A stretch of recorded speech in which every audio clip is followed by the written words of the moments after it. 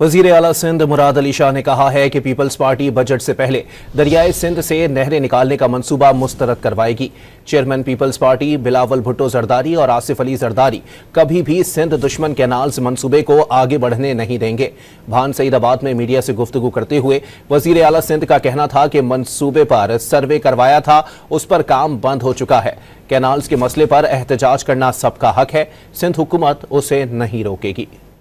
Chairman Bilawal Bhutto Zardari और सदर आसिफ अली जरदारी कभी भी इस सिंध दुश्मन मंसूबे को आगे बढ़ने नहीं देंगे। जब तक इसकी अप्रूवल नहीं होती कैनाल नहीं बन सकते और इंशाल्लाह ताला इसकी अप्रूवल कभी नहीं होगी। मैंने बहुत पहले सारी सर्वे कराई थी। ये काम जुलाई अगस्त से बंद, जो भी थोड़ा बहुत हुआ था लोगों की ये शोषा छोड़ा हुआ था। खासतौर पे सोशल मीडिया में कुछ माजरत के साथ टीवी चैनल्स भी ऐसी बात कर रहे थे कि पता नहीं कैनाल्स के इशू पे पीपल्स पार्टी से लोग नाराज है, लेकिन सिंध के लोग जानते हैं कि इनकी अप्रूवल ही इरसा से कराई थी जब केयरटेकर गवर्नमेंट थी। हम किसी के खिलाफ भी जो इस जायज मसले पे सिंध पे एहतजाज कर रहा है, हम उसके खिलाफ कोई एक्शन लें।